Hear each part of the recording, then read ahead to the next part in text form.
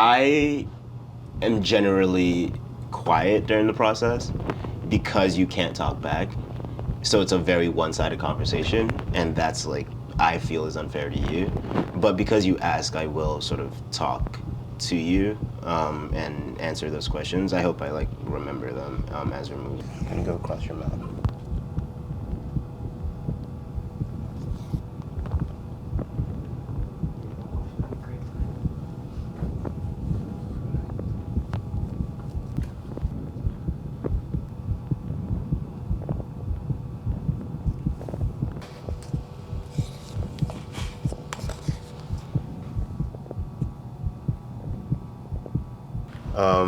Okay, Camara, I'm gonna do a little bit of talking about sculpture and why. Sculpture for me started in college. I studied at Cooper, and I got into the school with a really strong graphic design portfolio because I did a lot of graphic design in high school. Worked on in a design like studio. Did a lot of freelance and also did like the school newspaper and the school art magazine. So Adobe Illustrator, Photoshop, InDesign were like pieces of paper to me.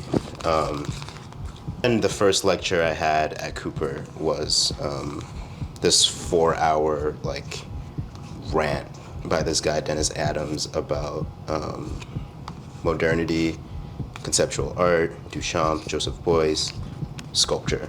And I was like, I'm gonna do that. Like, fuck this graphic design shit. I don't want to be a horse anymore. I want to be a sculptor. So I started doing sculpture then, and honestly, it was a really, really rough start. It was sort of like what happens when you do something for the first time. Let me have you close your eyes, actually.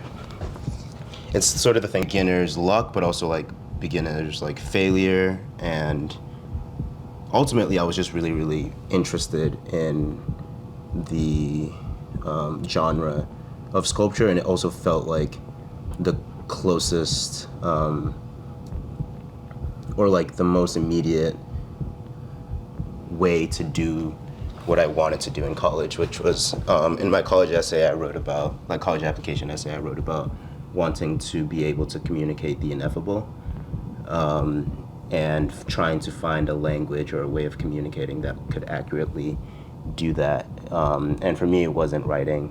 In a lot of ways, it's not speech. It's visual art. And so when I think about sculpture as like the art of objects and making objects and contextualizing objects and collecting objects and modifying objects, it makes a lot of sense to me to like pursue sculpture. So that's kind of what I was just doing my first few years in school with varied success, but like picking things up off the street in New York, bringing them into the studio, modifying them in some way. And when I say modifying them, I often kind of look back and chuckle and like be really happy, because what I would do to a lot of objects is bring them into my studio and just paint them white, or like make them white in some way, either by like wrapping them in white cloth or spray painting them white, or kind of just changing their color to white, so that they became just their form, not their, like kind of like the contour of the object, not the anything else of the object, if that makes sense. So like a white iPhone is very similar to a white tree. It's very similar to a white person. It's very similar to a white face. It's very similar to white shoes, because it's all white. But then when I started carving stone, I was like, oh wait, I was just trying to make marble objects this whole time. So that's kind of like what I mean when I say I chuckle. My third year of college, I went to Japan to continue studying sculpture, but I had known that I wanted to go to Japan since me and Tom and a few other students actually from our high school did this Japan trip for a month our junior summer, so like the summer before senior year. And it was like the greatest trip ever. It was so fun, bonded with so many people like Tom and like this guy Omar, Raheem. It was just an epic trip.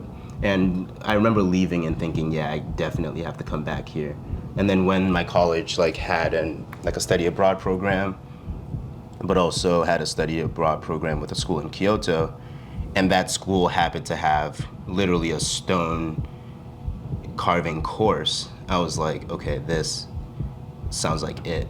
And so I applied, they accepted me.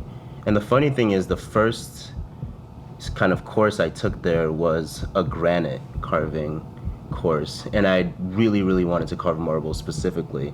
But I had gone there in the fall, and in the spring they had the marble carving course.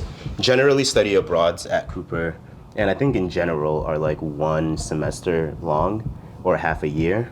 But because I wanted to carve stone, I was like, fuck it. Like, I really want to stay a year. I want to stay until the spring and carve marble. So I ended up staying in Japan for 11 months, which kind of put me in a weird place for graduation because I had to basically take like a year and a half of courses to graduate on time in 2017. But while I was in Japan,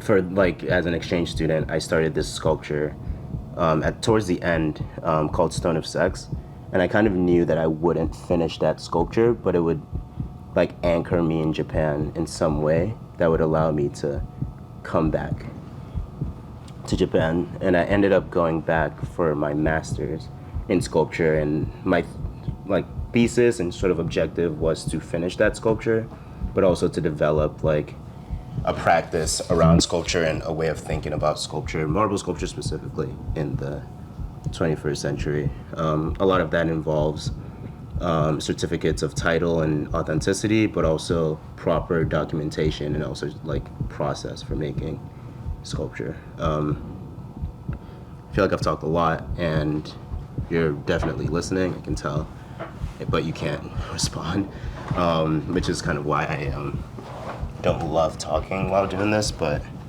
I do want to like sort of respect your request in that way. This is the kind of situation where, like in conversation, where I'm like, you probably have like a thought or a question, and I would love to hear it. But yeah, right now I'm kind of trying to close one of these gaps here.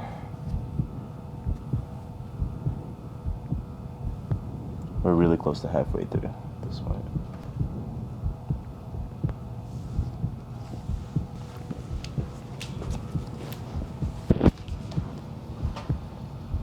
It's really like step 1 of like 30. But it's a really, really important step in this whole process. Let's see what happens. See what we're doing. Which hotel is it? What are you guys doing after this? I like need a nap. We're gonna have dinner. Yeah, dinner, then a nap. Eggshell or whatever. It's just not right. I agree. Yeah, it's like it just messes with everything. Yeah, it's not the vibe.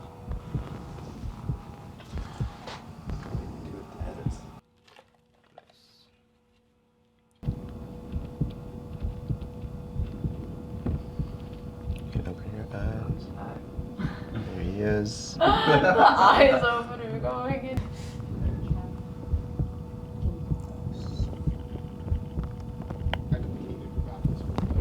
This is a great mold. Crazy. That was a crazy experience. Like I'm telling you, like if it wasn't for everybody being here, I literally probably would have panicked.